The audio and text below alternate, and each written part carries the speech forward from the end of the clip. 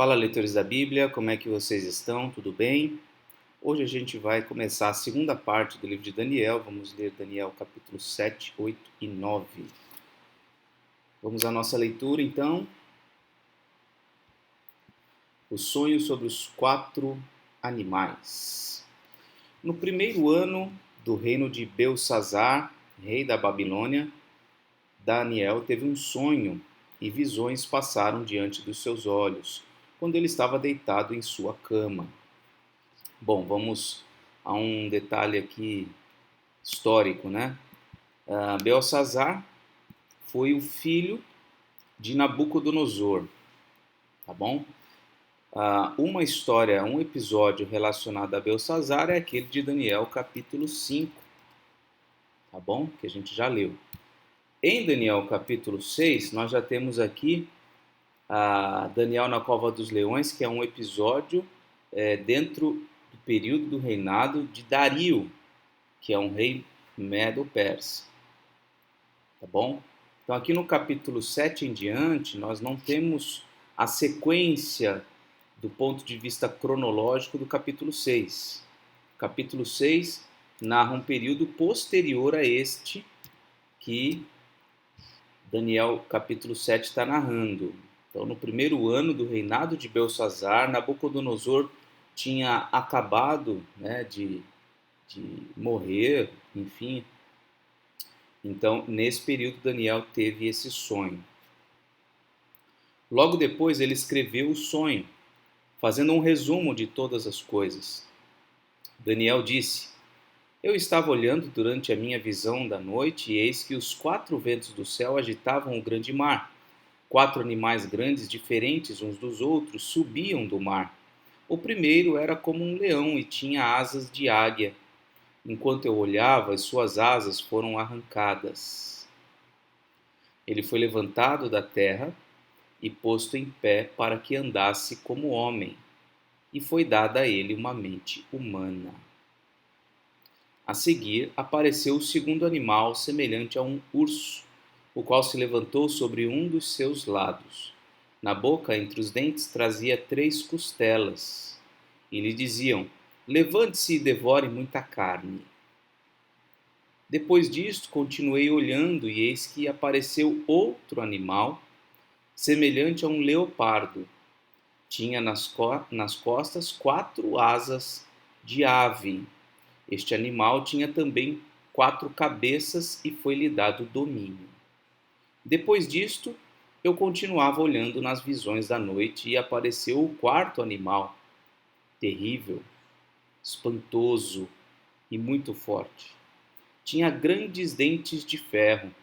Ele devorava, fazia em pedaços e pisava com os pés o que sobrava. Era diferente de todos os animais que apareceram antes dele, e tinha 10 chifres. Enquanto eu observava os chifres, eis que entre eles subiu outro chifre, pequeno, diante do qual 3 dos primeiros chifres foram arrancados. E eis que neste chifre havia olhos, como olhos de ser humano, e uma boca que falava com arrogância. Então está aí o sonho, o início da descrição desse sonho. Continuei olhando até que foram postos uns tronos, e o ancião de dias se assentou. Sua roupa era branca como a neve. Os cabelos da cabeça eram como a lã pura. O seu trono eram chamas de fogo, e as rodas do trono eram fogo ardente. Um rio de fogo manava e saía diante dele. Milhares de milhares o serviam, e milhões de milhões estavam diante dele. Foi instalada a sessão do tribunal e foram abertos os livros. Que visão interessante, não é? Parece ser a visão do juízo final. Bom, tem aqueles animais, 4 animais terríveis, né? O último, né? Sobretudo. Tem ali os chifres, 10 chifres, sendo que nasce um e assim por diante. E aí, De repente ele vê alguns tronos sendo colocados, o ancião de dias ali no posto principal daquela cena, e diante dele são abertos os livros. Vai acontecer um tribunal. Continuei olhando por causa do som das palavras arrogantes que o chifre proferia. Fiquei olhando e vi que o animal foi morto, e o seu corpo foi destruído e entregue para ser queimado. Quanto aos outros animais, foi-lhes tirado o domínio, mas foi-lhes dada prolongação de vida por um prazo e um tempo. Eu estava olhando nas minhas visões da noite, e eis que vinha com as nuvens do céu alguém, como um filho do homem. Ele se dirigiu ao ancião de dias e o fizeram chegar até ele. Foi-lhe dado o domínio, a glória e o reino, para que as pessoas de todos os povos, nações e línguas o servissem. O seu domínio é domínio eterno, que não passará, e o seu reino jamais será destruído. Que visão maravilhosa, né? De ver chegar o Filho do Homem, o Cristo, que recebe toda a glória, todo o domínio, todo o poder, um reino eterno. Eu, Daniel, fiquei alarmado, e as visões que passaram diante dos meus olhos me perturbaram. Então me dirigi a um dos que estavam ali perto e lhe pedi a verdade a respeito de tudo isso. Ele falou comigo e me fez saber a interpretação das coisas. Estes grandes animais, que são quatro reis que se levantarão na terra. Mas os santos do Altíssimo receberão o reino e o possuirão para todo sempre, de eternidade a eternidade. Olha a interpretação. Os reinos da terra vão se apresentar diante do Senhor Deus. Mas quem vai receber o reino para todo sempre não são esses reis poderosos, mas sim os santos do Altíssimo. Então tive o desejo de conhecer a verdade a respeito do quarto animal, que era diferente de todos os outros, muito terrível, cujos dentes eram de ferro, cujas garras eram de bronze, que devorava, fazia em pedaços e pisava com os pés o que sobrava. Também quis saber a respeito dos 10 chifres que ele tinha na cabeça e do outro chifre que subiu, diante do qual caíram 3 chifres, ou seja, aquele chifre que tinha olhos e uma boca que falava com arrogância e que parecia mais forte do que os outros chifres. Enquanto eu olhava, eis que esse chifre fazia guerra contra os santos e estava vencendo. Olha aí. Esse chifre, que era menor, mas que era mais forte, estava guerreando, estava perseguindo os santos, estava vencendo. Até que veio o ancião de dias e fez justiça aos santos do Altíssimo. E veio o tempo em que os santos possuíram o reino. Então ele disse: o quarto animal será um quarto reino na terra, que será diferente de todos os outros reinos. Ele devorará toda a terra e a pisará com os pés e a fará em pedaços. Os 10 chifres correspondem a 10 reis que se levantarão naquele reino. Depois deles se levantará outro rei, que será diferente dos primeiros, e derrotará 3 reis. Ele falará contra o Altíssimo, oprimirá os santos do Altíssimo e tentará mudar os tempos e a lei. E os santos serão entregues nas mãos dele por um tempo, tempos e metade de um tempo. Mas depois será instalada a sessão do tribunal para lhe tirar o domínio, para o destruir e o consumir até o final. O reino, o domínio e a majestade dos reinos debaixo de todo o céu serão dados ao povo dos santos do Altíssimo. O seu reino será um reino eterno, e todos os domínios o servirão e lhe obedecerão. Aqui termina a explicação. Quanto a mim, Daniel, os meus pensamentos muito me perturbaram, e o meu rosto se empalideceu. Mas guardei estas coisas em meu coração. Que visão incrível, né? Esse é o trecho da carta que se distingue daquele primeiro, que tem narrativas históricas. Aqui são visões escatológicas, que estão relacionadas ao fim, estão relacionadas aos últimos dias. Que bênção a gente vê isso, que a gente vê aqui. O poder, o domínio, a glória ser dada ao Filho do Homem, a Cristo, e o reino de Deus pertencer a estes santos escolhidos do Senhor, que embora sofram no presente momento, mas no juízo eles serão recompensados. Agora o capítulo 8, a visão sobre um carneiro e um bode. No terceiro ano do reinado do rei Belsazar, eu, Daniel, tive uma visão. Isso aconteceu depois daquela visão que eu tive anteriormente. Quando tive a visão, parecia que eu estava na cidade de Suzã, que fica na província de Elão. Nessa visão, eu estava junto ao rio Ulai. Levantei os olhos e eis que diante do rio estava um carneiro, que tinha 2 chifres. Os 2 chifres eram compridos, mas um era mais comprido do que o outro. E o mais comprido apareceu por último. Vi que o carneiro dava chifradas para o oeste, para o norte, para o sul. Nenhum animal podia resistir a ele. Nem havia quem pudesse livrar-se do seu poder. Ele fazia o que bem queria, e assim se engrandeceu cada vez mais. Enquanto eu procurava entender isso, eis que um bode vinha do oeste, percorrendo toda a terra, mas sem tocar no chão. Esse bode tinha um chifre bem visível entre os olhos. Foi na direção do carneiro que tinha os 2 chifres que eu tinha visto diante do rio, e correu contra ele com todo o seu furioso poder.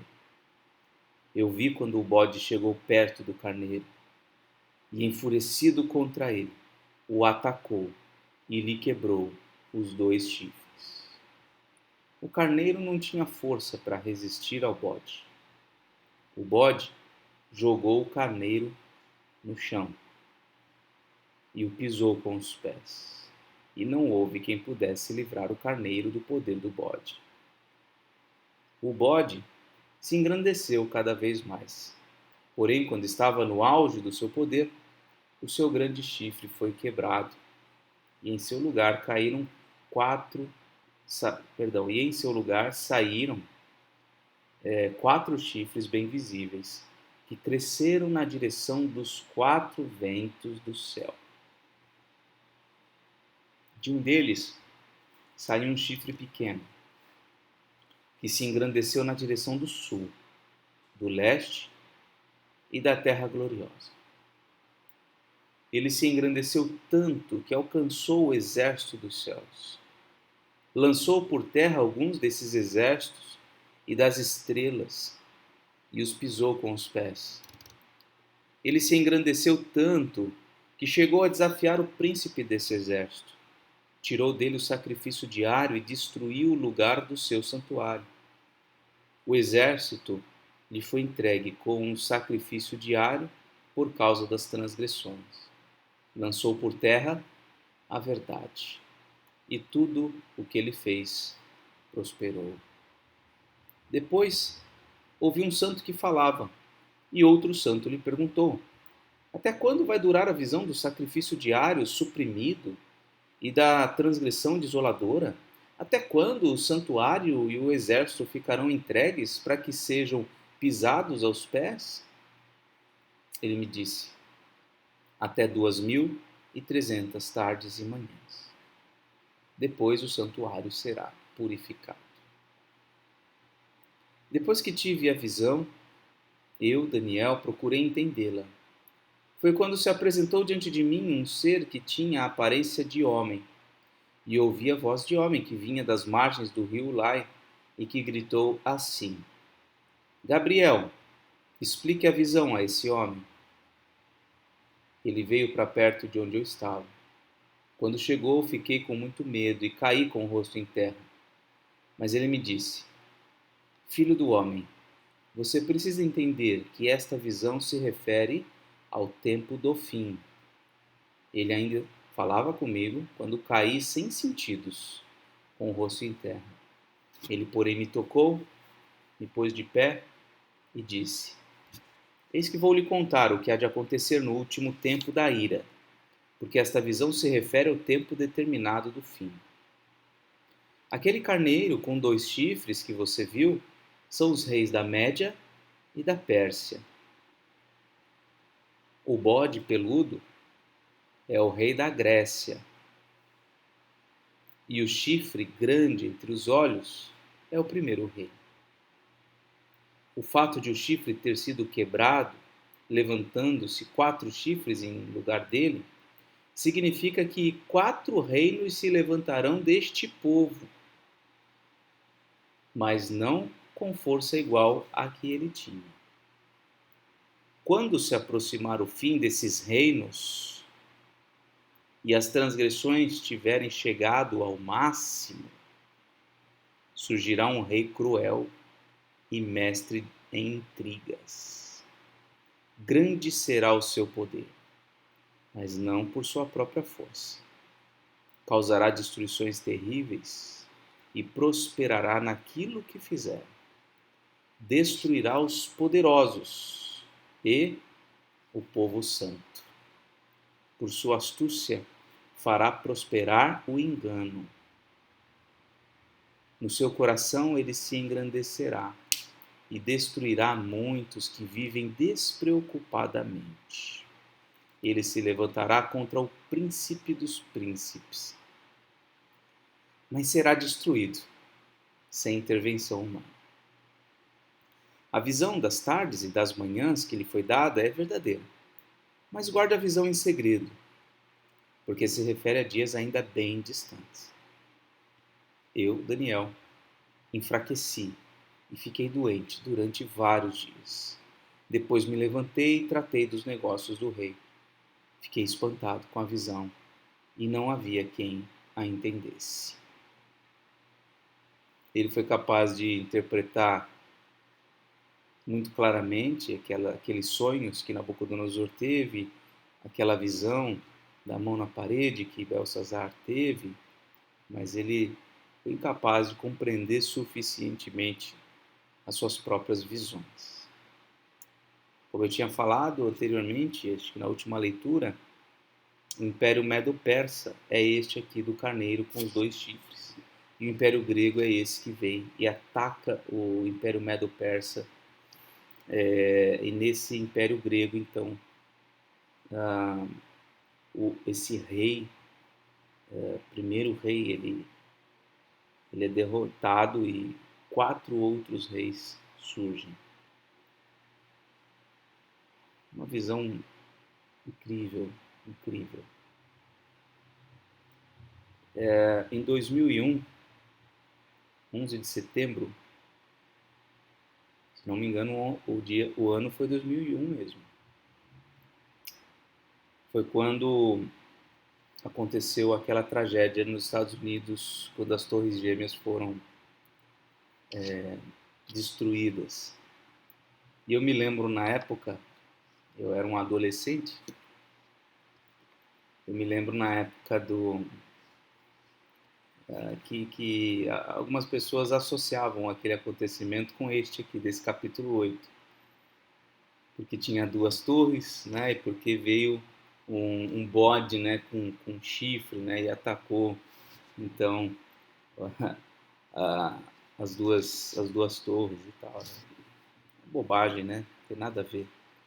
O próprio texto está se explicando, dizendo que tem a ver com reinos, com reis, tem a ver com os últimos dias, enfim, muitas coisas maravilhosas na palavra. Né? E a gente ainda aguarda o cumprimento de muitas dessas coisas. Agora o capítulo 9. No primeiro ano do reinado de Dario, filho de Assuero, da linhagem dos Medos, que foi constituído rei sobre os caldeus, no primeiro ano do seu reinado, eu, Daniel, entendi pelos livros que, de acordo com o que o Senhor havia falado ao profeta Jeremias, a desolação de Jerusalém iria durar 70 anos. Quer dizer, até então o povo não tinha crido em Jeremias. Nem ele próprio, Daniel, sabia que o exílio duraria 70 anos. Ele descobre, ele entende pelos livros, pelos registros do profeta Jeremias. Ele está aqui no primeiro ano de Dario, aquele do capítulo 6. O detalhe aqui, ele é filho de Assuero. Assuero é aquele rei do livro de Esther. Então as coisas se completam aqui, né? A gente já pode localizar mais ou menos aqui o livro de Esther, mais ou menos nesse período de Daniel. Daniel vive o exílio, a rainha Esther vive o exílio, então são contemporâneos, né? Às vezes a gente não faz essas relações quando a gente está lendo a Bíblia, né? Muito bem. Versículo 3. Voltei o rosto ao Senhor Deus para o buscar com oração e súplicas. Ele tomou consciência de que o exílio vai durar 70 anos, então ele ora. Ele vira o rosto ao Senhor. E ele busca com oração e súplicas, com jejum, vestido de pano de saco e sentado na cinza. Essa era uma expressão de profundo lamento, profundo quebrantamento. O jejum, a roupa de pano de saco e sentar-se sobre cinzas. Orei ao Senhor, meu Deus, e fiz a seguinte confissão. Essa oração é maravilhosa. Ah, Senhor Deus, ou melhor, ah, Senhor, Deus grande e temível, que guarda a aliança e a misericórdia para com os que te amam e guardam os teus mandamentos. Nós temos pecado e cometido iniquidades, procedemos mal, fomos rebeldes, afastando-nos dos teus mandamentos e dos teus juízos.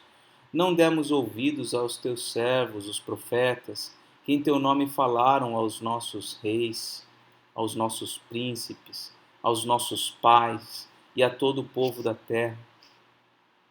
A ti, ó Senhor, pertence a justiça, mas a nós cabe o corar de vergonha. Corar de vergonha é ficar com as bochechas vermelhas de vergonha. Como hoje se vê, a saber, aos homens de Judá, aos moradores de Jerusalém, a todo Israel, tanto os de perto como os de longe, em todas as terras para onde os expulsaste, por causa das transgressões que cometeram contra ti. Ó Senhor, a nós pertence o corar de vergonha, aos nossos reis, aos nossos príncipes e aos nossos pais, porque temos pecado contra ti. Ao Senhor nosso Deus pertence a misericórdia e o perdão, pois nos rebelamos contra ele. E não obedecemos à voz do Senhor nosso Deus para andarmos nas suas leis que nos deu por meio dos seus servos os profetas. Sim, todo o Israel transgrediu a tua lei e se desviou, deixando de ouvir a tua voz. Por isso, as maldições que estão escritas na lei de Moisés, servo de Deus, e que foram confirmadas com juramento, se derramaram sobre nós porque pecamos contra ti.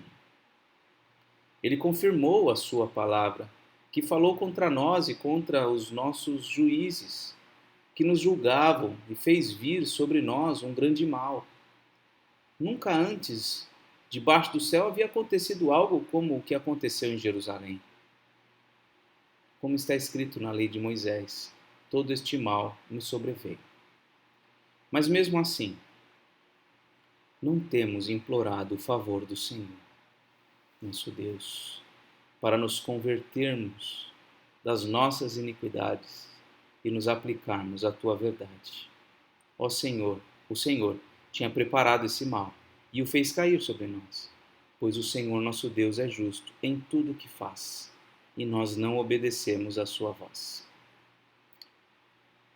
Então, nessa oração, Daniel está confessando os pecados do seu povo, está reconhecendo que todo o mal que sobreveio sobre Judá foi por conta do pecado do povo, de todos, que Deus era justo no que estava fazendo, mas lembrando que Deus é misericordioso, um Deus perdoador. Me ocorreu aqui algo aplicável a essa circunstância que a gente tem vivido, vendo a tragédia no Rio Grande do Sul. Ontem, meu pai estava em casa com minha mãe e tal, e nós estávamos conversando sobre essa tragédia e estávamos falando sobre como as pessoas não param para pensar diante de uma tragédia como essa, sobre a necessidade de se voltar para Deus, de buscar a Deus. Toda essa tragédia não leva de forma natural as pessoas a buscar a misericórdia de Deus. E é exatamente isso que Daniel está falando aqui. Olha aqui. Nunca antes debaixo do céu havia acontecido algo como o que aconteceu em Jerusalém. Nunca antes debaixo do céu, provavelmente, né? A gente não sabe a história desde a criação do mundo, mas vamos olhar do ponto de vista da história do Brasil, né? Nunca antes debaixo do céu havia acontecido algo como o que aconteceu no Rio Grande do Sul. Mas, mesmo assim, não temos implorado o favor do Senhor nosso Deus para nos convertermos das nossas iniquidades e nos aplicarmos à verdade. Com a pandemia de Covid, nunca antes debaixo do céu havia acontecido algo como o que aconteceu no mundo. Uma pandemia dessas proporções, pelo menos, não sei, posso até estar enganado, mas estou fazendo uma aplicação aqui. Não estou dizendo que a Bíblia está dizendo isso, né? Sobre enchentes no Rio Grande do Sul ou sobre pandemia. Eu estou fazendo uma aplicação para os nossos dias, dessas tragédias que têm assolado o mundo. Mas mesmo assim, nós não temos implorado o favor do Senhor para nos convertermos das nossas iniquidades e nos aplicarmos à verdade. O mundo não busca o Senhor, não se converte dos seus pecados.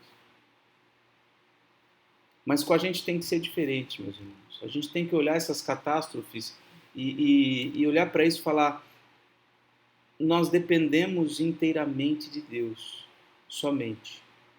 Porque as nossas casas, elas não podem garantir a nossa segurança.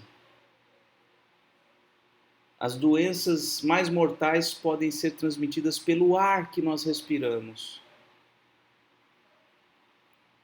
Então, quem somos nós? Nós carecemos de Deus, da sua misericórdia. Daniel segue a sua oração dizendo: ó Senhor, nosso Deus, que tiraste o teu povo da terra do Egito com mão poderosa e adquiriste a fama que tens até o dia de hoje, nós temos pecado e cometido iniquidade. Ó Senhor, segundo todas as tuas justiças, afasta a tua ira e o teu furor da tua cidade de Jerusalém, do teu santo monte, porque por causa dos nossos pecados e por causa das iniquidades de nossos pais, Jerusalém e o teu povo se tornaram objeto de deboche para todos que estão ao redor de nós. E agora, ó nosso Deus, ouve a oração e as súplicas do teu servo. Por amor do Senhor, faze resplandecer o teu rosto sobre o teu santuário, que está abandonado. Inclina, ó Deus meu, os ouvidos e ouve. Abre os olhos e olha para a nossa desolação e para a cidade que é chamada pelo teu nome. Lançamos as nossas súplicas diante de ti, não porque confiamos em nossas justiças, mas porque confiamos em tuas misericórdias.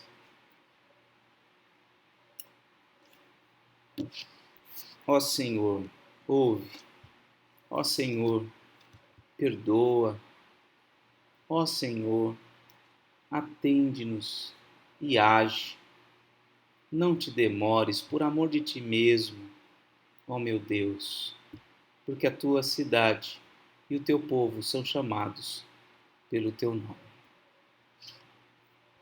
Enquanto eu ainda falava, orava, confessava o meu pecado e o pecado do meu povo de Israel e lançava a minha súplica diante do Senhor, meu Deus, pelo Monte Santo do meu Deus. Sim, enquanto eu assim orava, Gabriel, o homem que eu tinha visto na minha visão anterior, veio rapidamente, voando e tocou em mim. Era a hora do sacrifício da tarde. Ele queria instruir-me. Falou comigo e disse: Daniel, agora eu vim para dar a você inteligência e discernimento. Quando você começou a fazer as suas súplicas, foi dada uma ordem, e eu vim para explicar tudo a você, porque Deus o ama muito. Portanto, preste atenção à mensagem e entenda a visão. 70 semanas estão determinadas para o seu povo e para a sua santa cidade, para acabar com a transgressão, para dar fim aos pecados, para expiar a iniquidade, para trazer a justiça eterna, para selar a visão e a profecia e para ungir o santo dos santos. Saiba e entenda isto, desde que foi dada a ordem para restaurar e para edificar Jerusalém até a vinda do ungido, o príncipe, haverá 7 semanas e 62 semanas. As ruas e as muralhas serão reconstruídas, mas será um tempo de muita angústia. Depois das 62 semanas, o ungido será morto e não terá nada. O povo de um príncipe que há de vir destruirá a cidade e o santuário. O seu fim virá como uma inundação. Até o fim haverá guerra e desolações foram determinadas. Ele fará firme aliança com muitos por uma semana. Na metade da semana fará cessar o sacrifício e a oferta de cereais. Sobre a asa das abominações virá aquele que causa desolação, até que a destruição que está determinada seja derramada sobre ele. Começou explicando e terminou complicando, né? Porque aí já fica difícil a gente entender várias dessas coisas. Pois bem, até aqui a leitura de hoje. Vamos orar? Senhor Deus, santo, santo, santo é teu nome, glorioso, poderoso, cheio de grandeza, imenso, imenso em seu poder, em sua justiça, em sua majestade. Senhor, a gente não tem nem como vislumbrar, conceber na nossa mente tudo que o Senhor é. E a tua palavra nos revela a tua grandeza acima de todos os povos.